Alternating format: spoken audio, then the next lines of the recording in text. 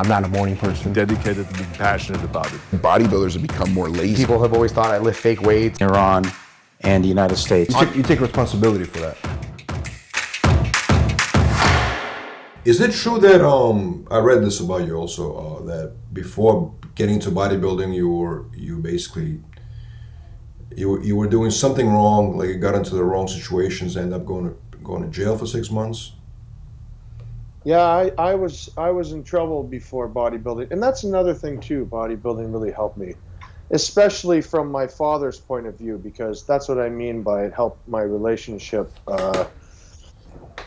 with him and my health. Because what's the main reason a parent wouldn't want you to be in bodybuilding? It would be because of the health precautions involved, right? Mm-hmm. You're hurting your body. You got to take supplements to. Mm-hmm. Be somewhere at the top. And I think, especially in my father's eyes, that outweighed what I was doing, which would be worse drugs at the time and kind of getting myself into trouble as a teenager, not really having too much direction. So yeah, I got in trouble. And then when I finished my jail sentence there, that's kind of when I reconnected with my father, and Mm-hmm. I never looked back after that. I started working out and I loved it. So we went from there, and like I said, in a matter of 2 years I had my pro card in Canada. So That was great. So bodybuilding steered you in a positive direction in your life. bodybuilding saved my life, and it still does. It's my therapy, and that is a part of being my hobby also. It's like totally mental for me. You say like, oh, you don't give it 100%, but when I'm in the gym, it's all or nothing. I love it. It's my escape. I have a very busy schedule, so between that and my family, and it's my escape from everything. So you really get to do whatever you want in the gym. I read somewhere that people that inspired you outside of your father in bodybuilding was Dorian Yates and Ben Pakulski. Is that true? And why? Well, so Dorian Yates for sure. Like my father was always playing his Blood and Guts VHS. I read his book a bunch of times, reading all of his principles on strength training, and that's basically what I base a lot of my training on. One set failure kind of workouts. So we worked on a lot of his concepts, and then Ben Pakulski, he was really the first pro that I got to train with. So it meant it was a lot. It was a lot for me. Before meeting Ben and training with him, we trained in a gym called 365 in Toronto. And before that, all my knowledge came from my father. So to have somebody that went further than my father in that industry, and could have a whole different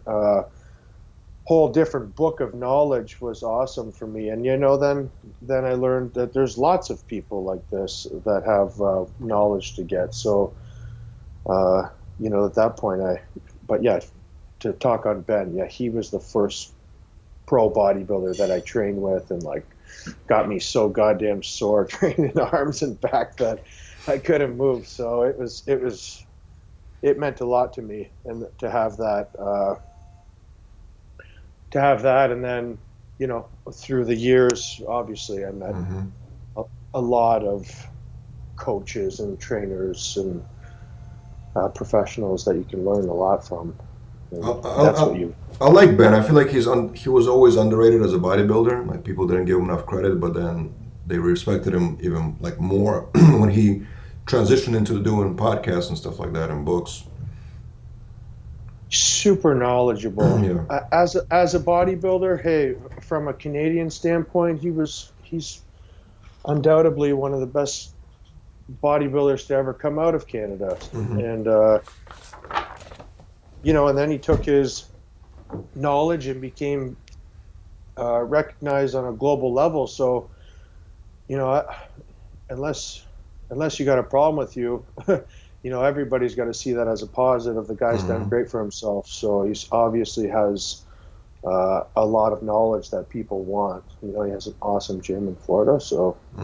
Yeah, definitely. Now, you mentioned Dorian Yates, right, and his style of training. Yeah, Now, definitely. you know, Dorian and other guys from his era always criticize the guys today, the new school, which actually you are part of the new school to me, new school bodybuilders, right? They always say, you know, verbatim, they say these guys don't train or they don't train hard. Now, I've seen you train in a gym before, obviously. You train very hard, right? We filmed it actually, you and Regan. So why do you think the sort of like, you know what I mean? It's very common to say the guys today they don't train or they don't train hard enough. And why do you think that's kind of that type of stuff is being said all the time? I think it's kind of like a stereotype, to be honest. You know, maybe it's more like a majority of people today because a lot of it is influencer based. So, you know, a lot of it is, you know, Dorian Yates would never stop to take a video. Hey, get this. Let's have a little talk on your phone mid workout, you know? So I think that mindset or principle comes from today's social media aspect of the sport, where, you know, it's more about followers and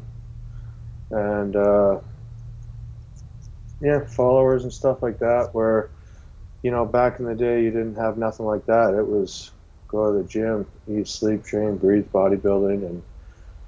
But you know, you can't put everybody from today into that category, because, you know, there's tons of guys that still train stuff, and you know, you see it all the time where they're offended, like new bodybuilders don't train hard. Well, you know, the guys today are just as big.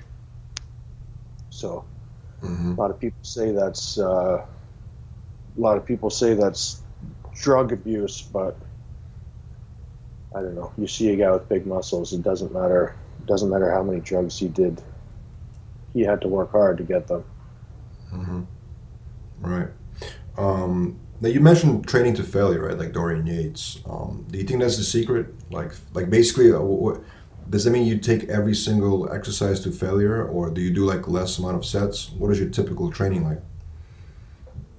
It really depends where I'm at. If I'm competing, if I'm not competing, if I'm trying to put on size.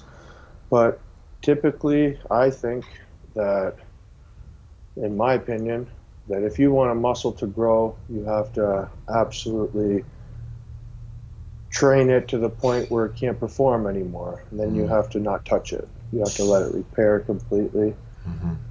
And I think soreness has a big part to do with it. You know, it's kind of a controversial issue. Do you need to be sore to grow? Well, my opinion is I think you do, because I think it really means you've reached those new muscle fibers and you've dug deep into that muscle. And, you know, how can you properly do multiple sets to failure if you failed? So, you know, those one sets are really important, but you really gotta get in that mindset that I'm gonna push this until that muscle's not gonna work no more. So, and then once it's not working, leave it alone. So that means you can go as you know, how many reps are we talking about here? They can just go as till failure basically means doesn't matter how many, right? You're not looking for a rep range. You're not looking for numbers. Obviously, you have it in your mind. Usually I keep a note of my previous workouts, so I know, hey, I failed last time on 8 reps with this weight after these exercises. So, you know, you can switch the exercises around, maybe put them before, you know, you're going to be a little bit stronger. You can put them after, you know, you're going to be a little bit weaker. But you kind of can judge how many reps you're supposed to get. So by those numbers and looking back on your notes, you should always be able to see improvement. And, you know, you see a lot of, how would you call it, volume training. I'm not. I don't say don't do it.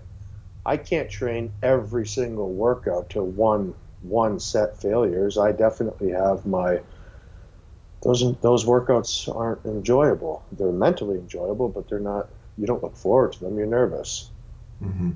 You're actually nervous when you know you're going to put your body to that. So, you have to have those days where you do some volume training, where you say, okay, I'm going to do 4 sets of 10 here, and you have those notes for those workouts too, so you can still improve on volume training. But I think when you see old school and new school, old school thinks a lot of new school is only volume training. Where it's like a lot of time between sets, exercises, la-di-da, making a post. Right. Have you ever been so sore after an exercise, after the workout, that you haven't worked out that body part for over a week?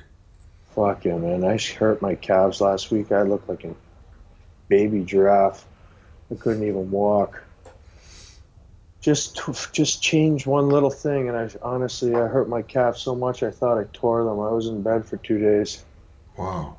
And my legs too. I did my legs last week. One little change. Did a couple sets of heavy squats with with a different exercise. Did some Bulgarian split squats with them after. And boy, I this is going on a week, and I'm probably gonna train them after like 8 or 9 days. Wow. Because you're tight. You have to let that muscle fully repair. I truly believe that. Yeah. If you bother that muscle while it's repairing, I think you've undone the process, if it makes sense.